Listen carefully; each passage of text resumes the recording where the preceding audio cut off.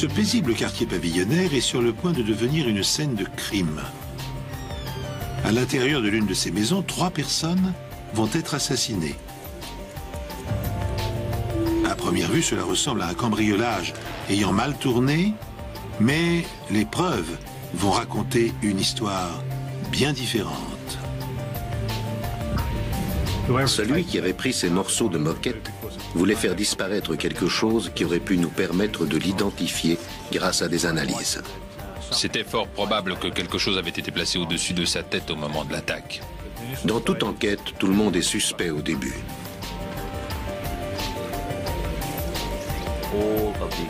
Tous les faits et les circonstances pointaient dans une direction, et une seule.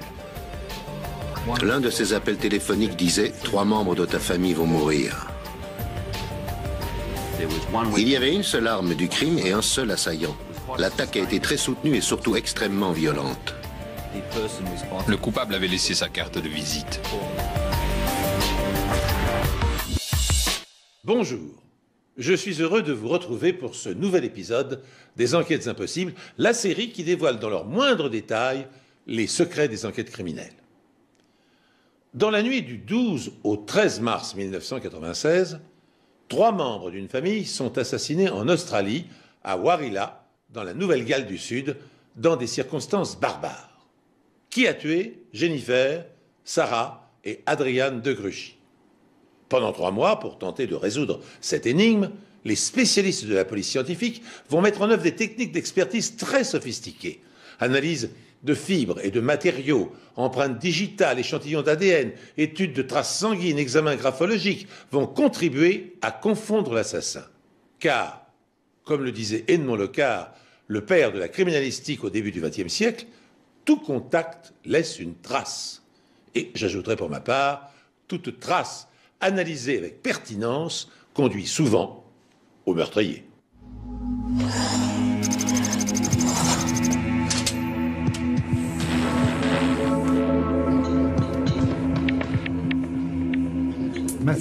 Matthew est arrivé de l'autre côté de la rue. Il n'avait pas l'air d'aller bien du tout. Il s'est approché en disant « Il y a un problème avec maman et Sarah ». Il y a un problème avec maman et Sarah. Sarah étant épileptique, j'ai pensé que Jenny avait du mal à lui donner son médicament et qu'elle avait besoin d'aide.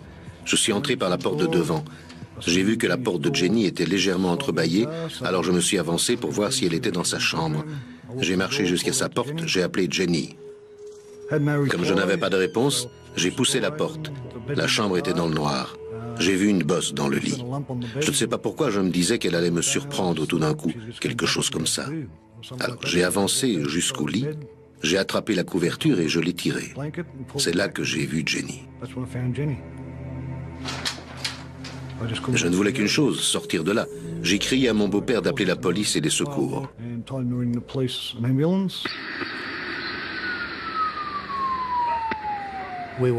Un jeune homme est venu à notre rencontre. Il était allé à l'intérieur de la maison. Il pleurait. Il disait « Qu'est-ce qui s'est passé? Qui a pu faire ça ?» Le jeune Matthew de Gruchy, âgé de 18 ans, est totalement anéanti. Il est immédiatement conduit à l'hôpital. À l'intérieur de la maison, plusieurs membres de sa famille sont morts.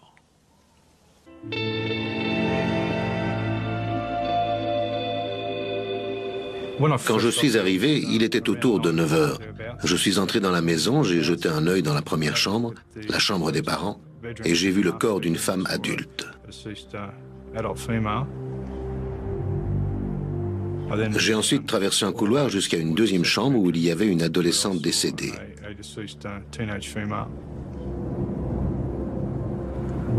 On a ensuite fouillé le reste de la maison et on est passé par une porte qui donnait sur le garage. Là, on a retrouvé le corps sans vie d'Adrian.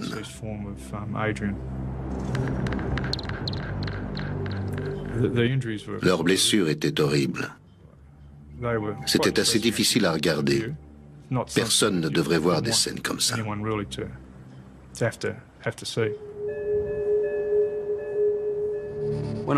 Quand je suis arrivé sur la scène du crime, la police m'a indiqué les corps des 3 personnes décédées. Jennifer de Gruchy était allongée dans son lit, partiellement couverte par les draps et les couvertures. Il y avait une paire de lunettes sur la table de chevet à côté du lit. Pour moi, elle avait dû se mettre au lit avec ses lunettes, éteindre la lumière, poser ses lunettes à côté d'elle et s'endormir. Ce doit être après qu'elle a été attaquée. Il n'y avait pas beaucoup d'éclaboussures de sang dans la pièce, ce qui ne concordait pas avec la violence du traumatisme infligé à la victime. C'était probable que quelque chose avait été placé au-dessus de sa tête au moment de l'attaque.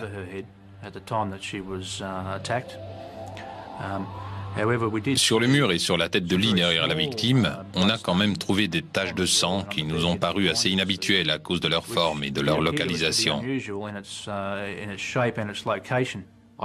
J'ai examiné Sarah. Elle était étendue sur son lit avec un baladeur audio à proximité. Elle devait écouter de la musique. J'en ai conclu que si Sarah n'entendait rien, et on pouvait supposer qu'elle n'avait rien entendu, elle avait dû être attaquée après. Là encore, dans la chambre de Sarah, on a constaté la même chose au niveau de la quantité de sang visible. On a trouvé qu'il y avait relativement peu de taches de sang. Encore une fois, c'était probable que quelque chose ait été placé au-dessus de sa tête au moment de l'attaque. À côté du corps de Sarah, il y avait un coussin taché de sang, qui semblait venir d'une autre pièce de la maison. Il ne ressemblait pas aux oreillers de son lit. Je me demandais si ce coussin avait servi à l'étouffer en partie, ou si le ou les coupables avaient essayé de l'étouffer tout en matraquant sa tête. Bien qu'accoutumés à la violence des scènes de crime, les policiers sont choqués par la sauvagerie avec laquelle Mme de Gruchy et sa fille ont été massacrées. Mais leur macabre découverte ne s'arrête pas là. Adrian, 15 ans, le fils cadet de la famille, n'a pas, lui non plus, échappé à son bourreau. Après avoir examiné les lésions de Jennifer et de Sarah, le docteur Kalla constate que le jeune Adrian, âgé de 15 ans, a lui aussi été attaqué par surprise. Pour moi, Adrian devait être en train de travailler dans le garage. Il devait réparer une chaise parce qu'il y avait de la colle à bois à proximité et la chaise était retournée. Non seulement ça, mais aussi les lésions d'Adrian, notamment à l'arrière de son crâne, me faisaient penser que l'assaillant avait dû entrer et attaquer Adrian avec la rapidité de l'éclair, en tout cas très rapidement, et ce à l'arrière de la tête.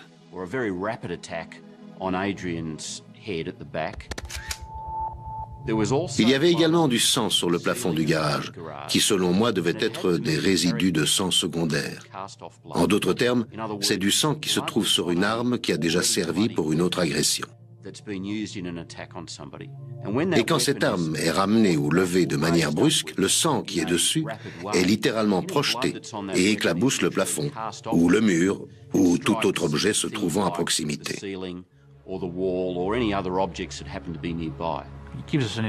Ça nous donne une indication sur l'endroit où se tenait l'agresseur et aussi sur la position de la victime au moment où elle a été frappée. Qui a agressé et tué cette famille avec une telle sauvagerie? Et quelle est l'arme du crime? Les victimes détiennent les réponses à ces questions. La police est perplexe face aux meurtres atroces d'une mère et de 2 de ses enfants adolescents battus à mort dans leur maison de Wollongong.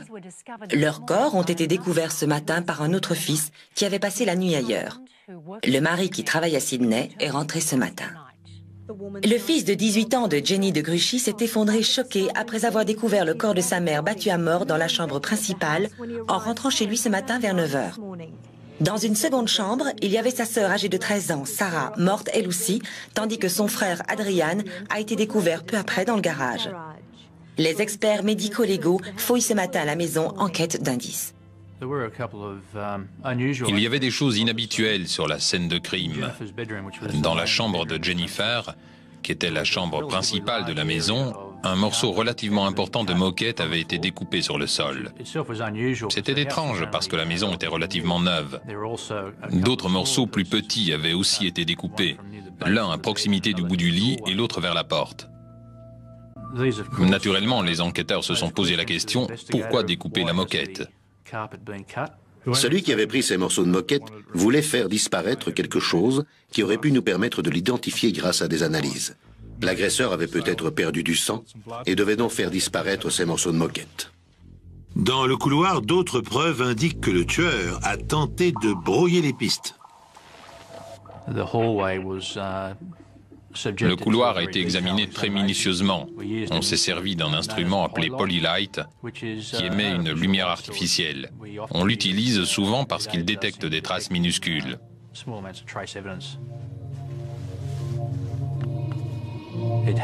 On a noté des taches rougeâtres à 2 endroits dans le couloir. Elles avaient l'air d'avoir été légèrement diluées. Ça pouvait signifier que le sang appartenait à l'agresseur et qu'il avait peut-être tenté de le nettoyer sachant que c'était le sien. On a fait des tests pour vérifier la présence de sang sur les taches qu'on a observées dans le couloir. Ils se sont révélés positifs. À partir de là, on a fait un certain nombre de prélèvements qu'on a envoyés au labo pour des analyses plus poussées. Pas moins de 60 prélèvements sont effectués par les experts à l'intérieur de la maison. Parmi eux, de minuscules taches de sang de forme inhabituelle retrouvées sur le mur à la tête de lit de Jennifer sont isolées pour analyse. Constatant que plusieurs objets ont disparu, comme le magnétoscope du salon, les enquêteurs n'excluent pas que le vol puisse être le mobile du triple homicide. Mais ont-ils affaire à un cambriolage qui aurait mal tourné ou à une mise en scène destinée à brouiller les pistes ? La présomption de vol était limitée à quelques pièces. La maison ne semblait pas du tout avoir été entièrement mise à sac.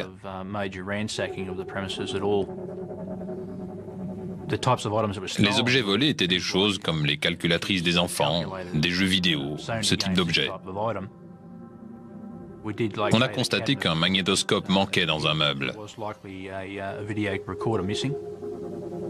Et pourtant, des objets de plus grande valeur étaient toujours là. La situation était telle qu'il pouvait s'agir soit d'un cambriolage ayant mal tourné et qui entraînait l'agression des victimes, soit d'une tentative pour déguiser un meurtre. La police soupçonne que le cambriolage n'est qu'une mise en scène et l'autopsie conclut à la présence d'un seul agresseur. Dans le triple homicide de la famille de Gruchy, j'ai conclu qu'il n'y avait vraisemblablement qu'une seule arme du crime et un seul assaillant. Les 3 victimes ont été agressées très rapidement. L'attaque a été très soutenue et surtout extrêmement violente.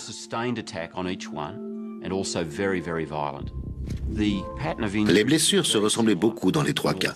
Les blessures de Sarah au front et sur le dessus du crâne étaient très similaires à celles qu'Adrian avait reçues à la tête.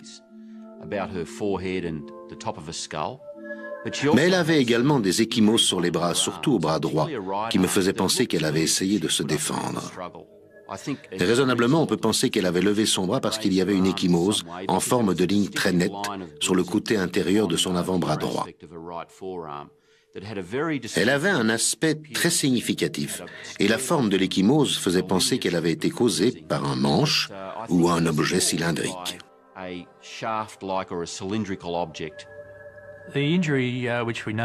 La blessure qu'il y avait sur le bras de Sarah et certaines lésions corporelles relevées sur Adrian étaient similaires. Il y avait des hématomes assez nets sur son torse.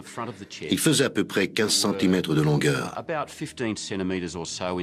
Mais juste au-dessus, sur le haut de son torse et sous la clavicule, il y avait un hématome circulaire très net.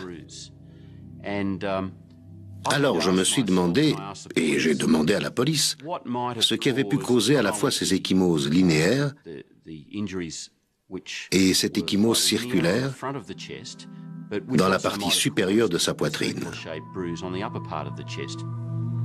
Après en avoir discuté, on penchait pour quelque chose comme un cric, un démonte-pneu ou une clé démonte-roue. Utilisé de différentes manières, il était possible de causer de telles blessures avec ces engins. Les policiers ont maintenant la certitude que les 3 victimes ont été agressées par un seul homme, qui a agi dans la précipitation. Comme l'arme du crime, sans doute un cric, demeure introuvable, les experts médico-légaux décident d'explorer une nouvelle piste. Et elle ne va pas tarder à relancer l'enquête de la façon la plus inattendue. La question suivante était où se trouve normalement un cric de voiture. Dans une voiture, bien sûr. Or, il n'y avait qu'un véhicule dans le périmètre de la scène du crime, la voiture de Jennifer de Gruchy. En ouvrant le coffre, on a constaté que le haillon où est généralement rangé le cric était légèrement entrouvert, ce qui indiquait que quelqu'un avait vraisemblablement accédé à ce petit compartiment à un moment donné. Quand on a ouvert le haillon, le cric était à sa place, mais la clé des monte-pneus et la manivelle du cric manquaient. C'était bizarre. On a fouillé l'intérieur du véhicule à la recherche de la clé des monte-roues, mais on ne l'a pas trouvée. On a examiné la roue de secours et constaté qu'il y avait toujours le film adhésif à la surface du pneu, ce qui prouvait que la roue n'avait jamais été utilisée. S'ils n'avaient jamais eu besoin de ces objets, pourquoi les sortir de l'endroit où ils étaient rangés depuis la sortie d'usine de la voiture? La police reçoit confirmation que lorsque Jennifer a acheté sa voiture, la clé des monte-roues était bien dedans. Par la suite, on s'est procuré une clé des monte-roues similaire à celle qui devait se trouver dans le véhicule. Ça coïncidait avec le type de blessure infligée aux victimes. Les blessures relevées sur les corps des victimes indiquent qu'elles ont été attaquées sauvagement et sans aucune retenue. Elles fournissent par ailleurs des indices précieux sur l'arme du crime, une clé des monte-roues que la police recherche activement. La police a lancé un appel pour trouver le meurtrier de 3 membres d'une même famille battus à mort au cours d'une agression sauvage. Les enquêteurs étaient de retour dans la résidence d'Albion Park ce matin avec des appareils de scanographie à la recherche d'indices et de l'arme du crime. L'autopsie a révélé que Jennifer de Gruchy, 40 ans, et ses enfants adolescents Sarah et Adrian ont été battus à mort avec un objet en métal lourd. Je demande maintenant au public de nous faire part de tout incident suspect qu'il aurait observé ou dont il aurait entendu parler. Une brigade de secours, des pompiers et des policiers ont fouillé le bassin de retenue du lac Illawarra qui jouxtait la maison où vivaient les deux Gruchy, juste pour voir si quelque chose y avait été jeté. On n'a rien trouvé. Pendant ce temps, la voiture de Jennifer, de laquelle une clé démonte-roue a disparu, est devenue une pièce à conviction et elle est conduite jusqu'aux locaux de la police pour être examinée par leurs experts. Cet examen nous a permis de trouver une autre pièce à conviction qui a fait avancer notre enquête. Il y avait des petites fibres de moquette d'un peu plus d'1 centimètre de longueur sur le sol du véhicule derrière le siège du conducteur. C'était important parce qu'elles semblaient être de la même couleur que les morceaux de moquette qui manquaient dans la chambre principale de la maison. En tout cas, elles ne collaient pas du tout avec le tapis de sol de la voiture.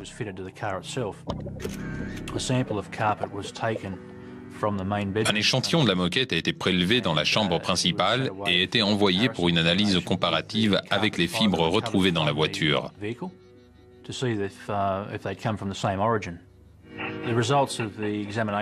Les résultats des tests indiquaient qu'il était fort probable qu'ils proviennent de la même source. Les enquêteurs interrogent de nouveau ce soir le mari de Madame de Gruchy et son fils de 18 ans dans l'espoir d'obtenir de nouveaux indices sur les meurtres.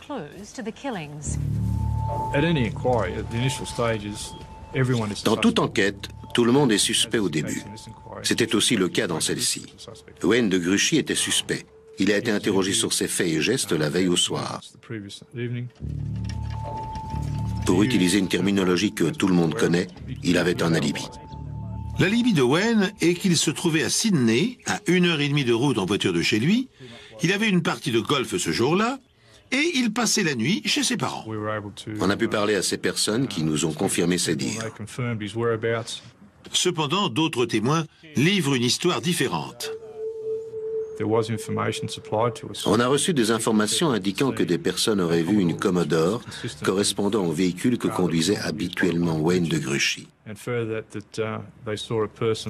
Elle disait avoir vu quelqu'un dont le signalement n'était pas incompatible avec Wayne en tout début de matinée.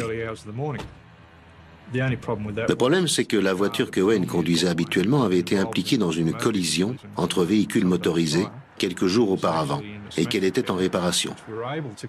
On a pu le vérifier. Ça nous prouvait que ces informations étaient fausses. Par ailleurs, l'heure des décès déterminée par les légistes excluait que Wayne ait pu faire le trajet depuis Sydney commettre les crimes et revenir à Sydney. J'ai situé l'heure du crime entre approximativement 20 h le 12 mars et 1 h du matin le 13 mars.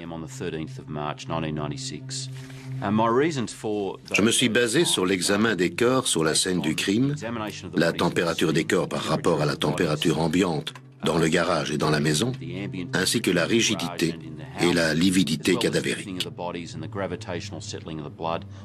Ces trois éléments conjugués indiquaient ce créneau horaire comme étant l'heure approximative des meurtres. Owen de Gruchy, l'époux et le père des victimes, ayant été écartés de la liste des suspects, les policiers poursuivent leur recherche des objets volés dans la maison ou ayant disparu, comme le morceau de moquette découpé au pied du lit de Jennifer. Et bientôt, contre toute attente, un nouvel indice va désigner un suspect potentiel.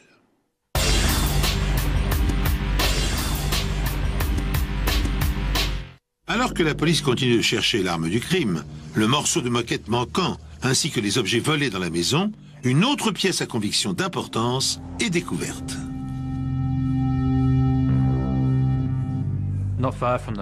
Un jerrycan rouge se trouvait non loin du corps d'Adriane.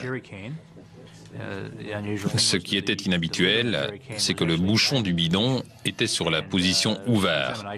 Et on a constaté qu'il y avait une certaine quantité d'essence dans le jerrycan. Mais ce n'est que quand on a déplacé le corps qu'on s'est rendu compte qu'il y avait de l'essence dessus. Sur le flanc gauche d'Adriane, j'ai remarqué de la peau décollée qui suggérait qu'on avait peut-être essayé de l'arroser avec de l'essence et de le brûler pour mettre le feu à la scène du crime. Comme la victime avait de l'essence sur le corps et les vêtements, il était évidemment très important d'examiner le jerrycan.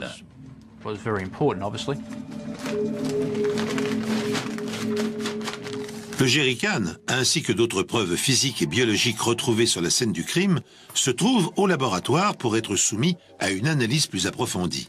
Dans l'un de ces tubes à essai, l'ADN du tueur va être identifié. 3 membres de la famille de Gruchy ont été assassinés entre 20 h le 12 mars 1996 et 1 h le lendemain matin. Les enquêteurs sont convaincus que le vol a été mis en scène pour masquer un crime prémédité. Pour l'instant, ni l'arme du crime, ni les objets volés ou le morceau de moquette disparu dans la chambre de Jennifer n'ont été retrouvés. Mais l'analyse du bidon d'essence qui a servi à arroser l'une des victimes donne des résultats. La procédure habituelle pour tout examen est d'utiliser un éclairage oblique. C'est un examen visuel. On se sert d'un polylight pour nous aider. Les empreintes qui sont apparues sur la partie inférieure de la poignée du jerrycan étaient très nettes. On n'avait pas besoin d'y toucher. Elles ont été photographiées et utilisées pour être comparées. Pour photographier les empreintes localisées sous la poignée, un miroir est placé en dessous pour les attribuer à une seule personne, celle qui a manipulé ce bidon.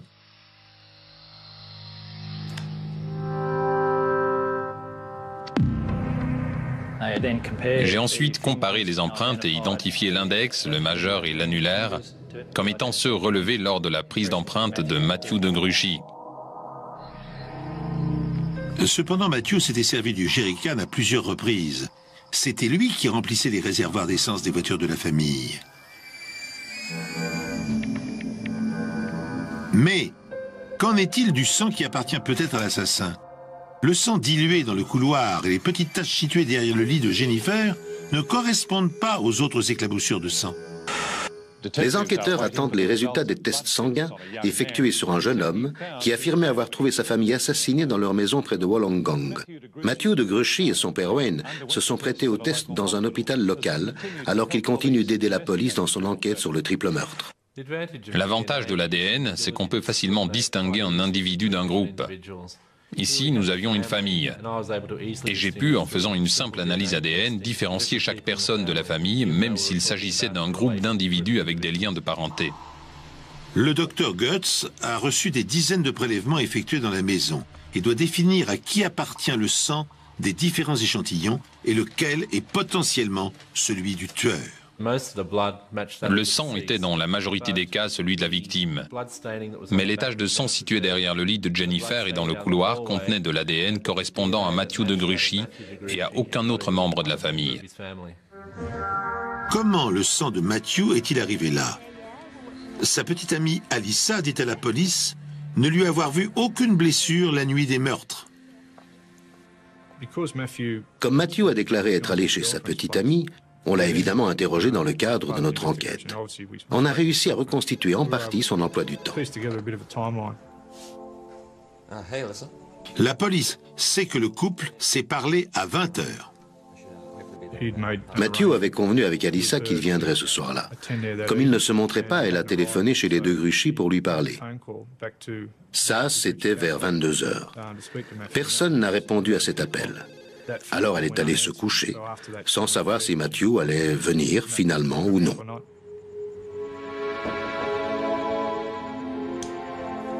Alors qu'il a dit à sa petite amie qu'il n'allait pas tarder, Matthew n'arrive pas avant 23 heures, soit 3 heures après leur conversation. Il est entré et il lui a seulement dit qu'il était en retard, parce que sa mère l'avait retenu. Elle souhaitait qu'il reste à cause de coups de fil bizarres qu'ils avaient reçus. Il a affirmé qu'un des interlocuteurs avait dit « 3 membres de ta famille vont mourir ».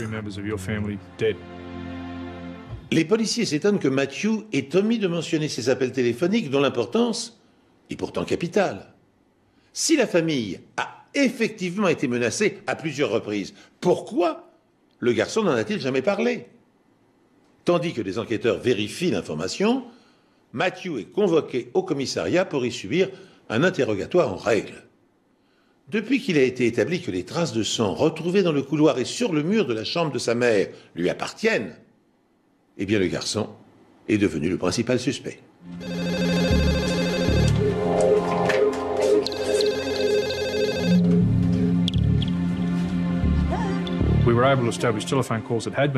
On a retracé les appels téléphoniques en rappelant les gens qui avaient passé ces appels.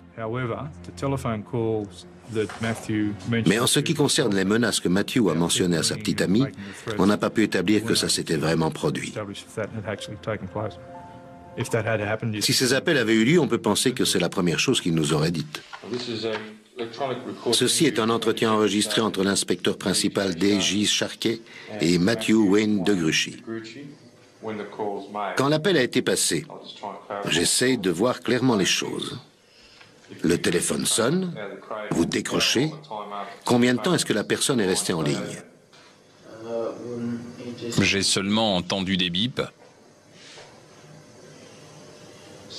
Vous voulez dire qu'ils ont raccroché dès que vous avez décroché? C'est ce qui s'est passé. En fait, j'entendais seulement la tonalité.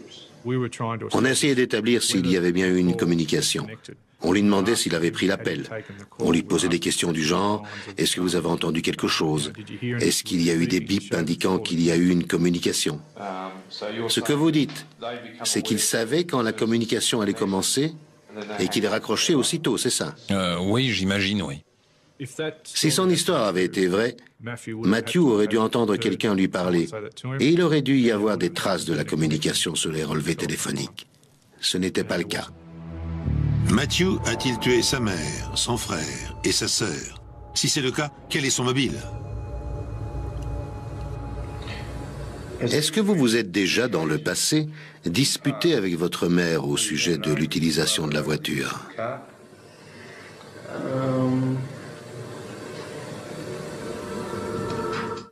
Les empreintes et le sang de Matthew de Gruchy sont retrouvés sur la scène de crime.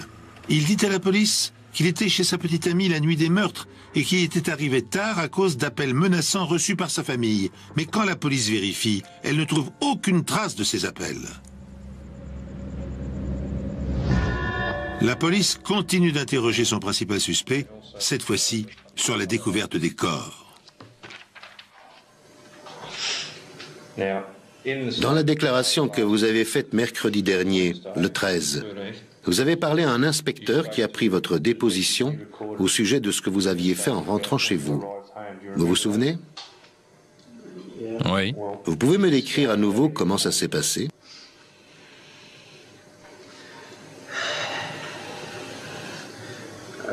Je suis arrivé à la maison vers 8h30, 8h35 peut-être.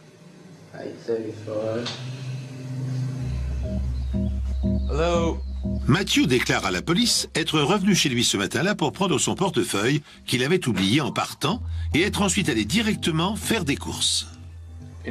Dans votre déposition, vous dites avoir quitté la maison et être allé acheter des cigarettes, c'est bien ça?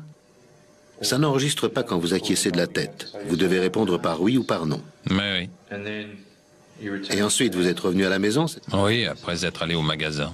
C'est ce que vous avez indiqué dans votre déclaration ce jour-là. Vous êtes rentré chez vous après être allé acheter des cigarettes au magasin. Oui.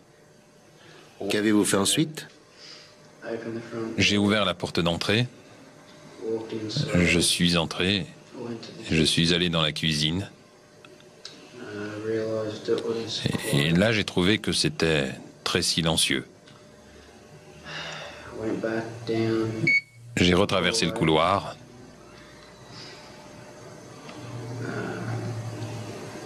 J'ai frappé à la porte de Sarah. Mais j'étais pas vraiment inquiet. Ensuite, j'ai ouvert la porte de la chambre de maman.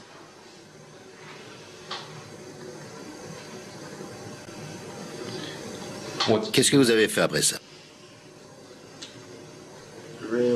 J'ai compris que ma mère était morte.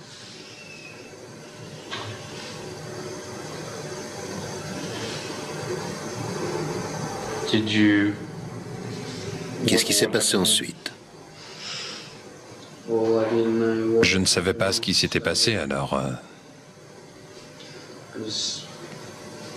je sais pas, j'ai craqué.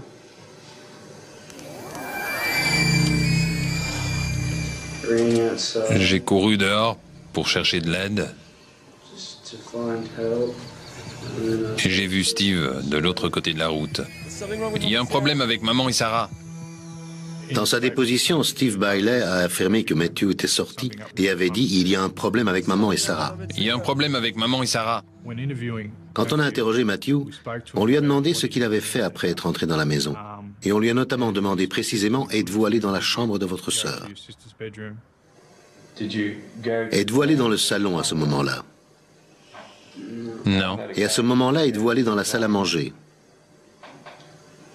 non, Dans la cuisine? non. Êtes-vous allé dans la chambre de votre sœur? Quand on lui a demandé s'il était allé dans la chambre de Sarah, il a répondu non. S'il n'y était pas allé, comment pouvait-il savoir qu'il était arrivé quelque chose à Sarah? Vous êtes allé en voiture chez Alissa, c'est exact? Oui, Et vous êtes arrivé autour de 23 heures, c'est ça? oui, C'est ce que vous avez dit dans votre déposition précédente. oui, Vous conduisiez la voiture de votre mère, c'est exact? oui. Matthew avait utilisé la voiture familiale plusieurs fois. Il avait fait pas mal de kilomètres avec celle-ci, à ce qu'on nous avait dit. Et la famille avait décidé qu'il utiliserait plutôt la voiture de son père, le véhicule de fonction de son père. Normalement, le père de Matthew aurait dû être à la maison ce soir-là, mais il était finalement resté à Sydney. Et donc Matthew ne pouvait pas utiliser sa voiture. Il devait prendre celle de sa mère pour se déplacer. Matthew est donc la dernière personne à avoir eu accès à la voiture la nuit des meurtres. Est-ce que vous vous êtes déjà disputé dans le passé avec votre mère à propos de la voiture?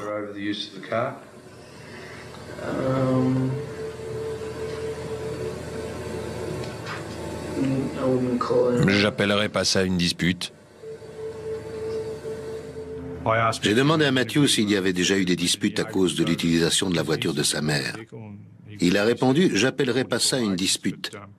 Mais on avait des informations indiquant que Matthew et sa mère se querellaient au sujet de la voiture.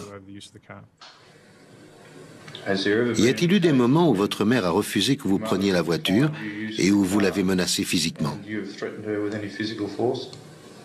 Non, Avez-vous jamais agressé votre mère? non. On a donné à Matthew l'opportunité d'avouer son implication. Ceci conclut l'interrogatoire. Et il ne l'a pas saisi. On l'a autorisé à quitter le commissariat et on a poursuivi nos efforts pour réunir des preuves démontrant qu'il était l'auteur de ces meurtres. Parvenus à ce point de leur enquête, les policiers sont convaincus de la culpabilité de Matthew de Gruchy. Un faisceau d'indices prouve son implication, les traces de son sang maculant les murs de la maison, la présence de ses empreintes digitales sur le jerrycan d'essence, les menaces téléphoniques qu'il invente et qui n'apparaissent pas sur les relevés, le mensonge qu'il commet à propos de sa sœur au cours de l'interrogatoire. Autre fait confortant cette hypothèse, Matthew est la dernière personne à avoir utilisé la voiture de sa mère. Dès lors, il ne reste plus aux enquêteurs qu'à rassembler les éléments du puzzle et à confondre définitivement l'auteur des crimes. J'ai reçu des fibres de moquette trouvées à l'arrière de la voiture de Jennifer de Gruchy. Elles faisaient environ 3 cm de long et ce qui est intéressant, c'est qu'au bout, il y avait une petite tache rouge-marron. C'était tellement petit qu'on ne pouvait pas faire beaucoup de tests avec, alors on a prélevé une petite partie de cette tache, on l'a mise dans un tube à essai et on a procédé à des tests ADN. Les tests effectués ont montré que l'ADN ne pouvait provenir que de Matthew de Gruchy et de personne d'autre de la famille. Ces fibres sont identiques à celles de la moquette de la chambre de Jennifer. La police spécule désormais sur la manière dont le sang de Matthew a pu atterrir là. Il était possible que la pression l'ait fait saigner du nez. En faisant des recherches, on a appris que les gens peuvent se mettre à saigner du nez quand ils sont sous pression. En fait, on ne pouvait pas dire exactement comment il s'était retrouvé là, il suffisait de dire que c'était le sang de Matthew. 9 jours après les meurtres, Matthew assiste aux funérailles de sa mère, sa sœur et son frère. Il faut attendre encore 2 mois avant que la police ne fasse la découverte majeure qui va lui permettre de clore son enquête. Cela fait maintenant 2 mois que Jennifer, Sarah et Adrian ont sauvagement été battus à mort. Matthew de Gruchy, le principal suspect, passe son temps entre sa maison et celle de sa petite amie. La police continue de collecter des preuves et par chance, un groupe d'adolescents intrépides va lui fournir une aide décisive. J'avais environ 16 ans à l'époque. J'avais des copains qui vivaient juste à côté de cette vieille carrière. Il y avait un grand barrage là-bas. Et ce jour-là, on avait décidé de sauter à vélo dans le bassin.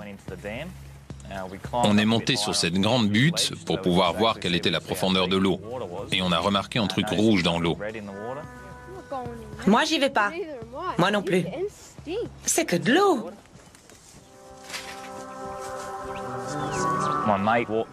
Un copain est allé dans l'eau pour prendre le sac. Il est ensuite revenu vers nous. On s'est avancé pour attraper le sac parce qu'on voulait voir ce qu'il y avait dedans. Quand on l'a ouvert, on a vu des bouts de moquette qui avaient l'air de papier mâché et un marteau. On a décidé de garder le marteau et on a rejeté le sac dans l'eau, vu qu'on n'en avait plus besoin. Les garçons trouvent le sac quelques jours seulement après les meurtres. Mais ce n'est que 2 mois plus tard que la police en entend parler. Elle fait immédiatement drainer le barrage pour trouver cette pièce à conviction. Les enquêteurs ont ratissé une digue à Winona. Ils ont retrouvé des objets ayant appartenu à la famille de Gruchy, notamment un magnétoscope, des CD et un porte-monnaie contenant le permis de conduire de Jennifer de Gruchy. Le fait d'avoir retrouvé les objets, c'était très positif pour nous. Ça nous indiquait qu'on était sur la bonne voie.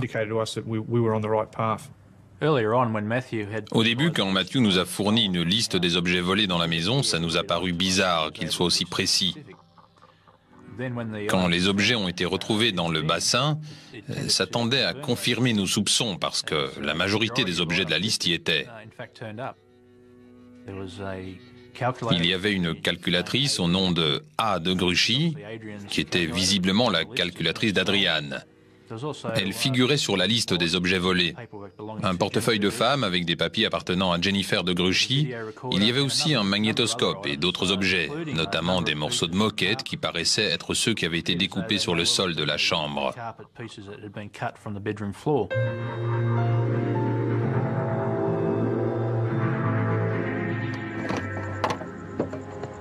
Matthew a-t-il eu le temps de tuer 3 personnes, mettre en scène le vol, découper la moquette, nettoyer le sol, aller en voiture jusqu'à la digue pour se débarrasser des pièces l'incriminant et se rendre chez sa petite amie? Tout cela avant 23 heures? Quand on a fait la découverte de la digue, et étant donné sa proximité avec la maison d'Alyssa, j'ai demandé à 2 de mes hommes de faire le trajet entre le domicile de Matthew et le barrage, et ensuite de là jusqu'au domicile d'Alyssa. Ils ont fait le parcours à des vitesses différentes. Je voulais voir combien de temps ça prenait et si c'était faisable. On l'a fait et ça collait dans le temps imparti. Outre les objets volés dans la maison, le sac étanche retrouvé dans le lac contient une pièce à conviction tout à fait insolite. Cet élément va apporter aux enquêteurs la preuve décisive qui leur manquait. Il y avait aussi un petit sac en plastique qu'on pouvait refermer. Il contenait des pansements et ce qui semblait être des petits morceaux de papier déchirés. Sur le papier, il y avait des choses écrites à la main. Au total, il y avait 13 morceaux qu'il fallait assembler. Le document avait été mouillé, il avait séjourné dans de l'eau. Certaines lettres avaient des teintes dans les fibres du papier. Quand j'ai réussi à reconstituer le document, il y avait un certain nombre de mots dessus. Il y avait écrit « porte ouverte »,« store ouvert »,« maman »,« Sarah »,« Adriane »,« frappé avec un bâton »,« coupé quelque part au couteau ».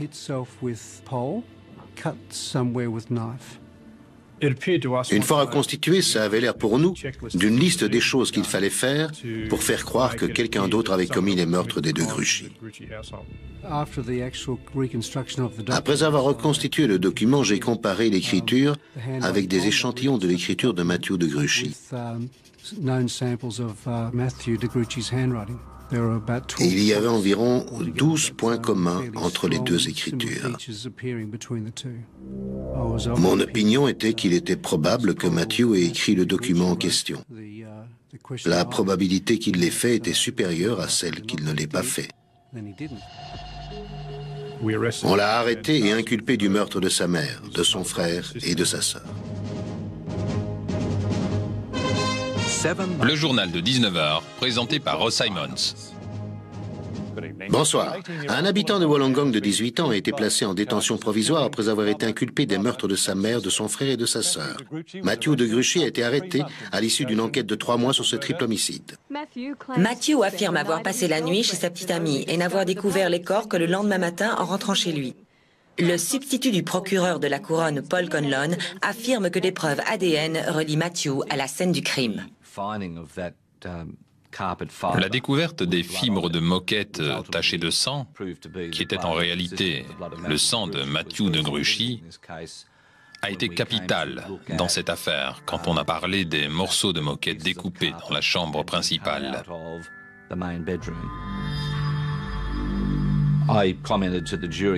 J'ai dit au jury que le coupable avait laissé sa carte de visite sur cette moquette. Tous les faits et les circonstances pointaient dans une direction, une seule, Matthew de Gruchy. Un homme risque la prison à vie après avoir été jugé coupable du meurtre de sa mère, de son frère et de sa sœur. Matthew de Gruchy avait à peine 18 ans à l'époque. Le jury a jugé qu'il les avait battus à mort dans la maison familiale et tenté de faire croire un cambriolage. J'ai vu que quand le verdict a été rendu, il n'a eu aucune réaction. Il a conservé un regard d'acier. Il a regardé ses pieds. Et c'est une pause qu'il avait eue pendant tout le procès. Étant donné qu'on n'avait pas l'arme du crime et aucun mobile apparent, l'aspect médico-légal de l'enquête a été capital. On a réussi à prouver, au-delà de tout doute raisonnable, la culpabilité de Matthew de Gruchy dans ces 3 meurtres. Durant le procès, le père de Matthew, son oncle, et Sarah, sa petite amie, témoignent en sa faveur. Ils arguent que l'harmonie régnait dans la famille et que par conséquent Matthew n'avait aucune raison de se livrer à un acte d'une telle barbarie. L'avocat de la défense plaide pour sa part que des cheveux retrouvés dans la main de son jeune frère n'appartenaient pas à Matthew. Peut-être appartenait-il à l'homme qui s'était suicidé une semaine après les meurtres en laissant une lettre dans laquelle il avouait avoir peur d'être accusé des crimes. Le procureur rejette cet argument, considérant que les cheveux longs de 8 cm devaient être ceux de Sarah, que Matthew avait dû transporter avec lui dans le garage. L'acte d'accusation étant maintenu, le jury condamne Matthew de Gruchy à une peine de 21 à 28 ans de prison. S'il fait preuve d'une bonne conduite, il sera libéré au plus tôt en 2017. Il sera alors âgé de 39 ans. Est-ce parce que sa mère n'a pas voulu lui prêter sa voiture ou pour une autre raison? Je ne sais pas. Tout ce que je sais, c'est que toutes les preuves désignaient Matthew et personne d'autre. La seule personne qui sait réellement pourquoi il l'a fait, c'est Matthew lui-même. Matthew a-t-il tué 3 membres de sa famille dans le seul but de se venger de sa mère qui lui interdisait d'emprunter sa voiture? Cette explication est à peine croyable. Les psychiatres, consultés comme experts durant le procès, ont avancé l'hypothèse que Matthew pourrait souffrir d'une grave maladie mentale non diagnostiquée. Les tendances psychopathes qu'il portait en lui se seraient brusquement transformées en folie meurtrière et auraient explosé comme une bombe. Quoi qu'il en soit, sachez encore qu'un inspecteur impliqué dans l'enquête a démissionné de la police tant il avait été traumatisé par l'atrocité de la scène de crime. Chers amis, ainsi s'achève cette émission. Merci de nous être fidèles et je vous donne rendez-vous pour un prochain épisode des Enquêtes Impossibles.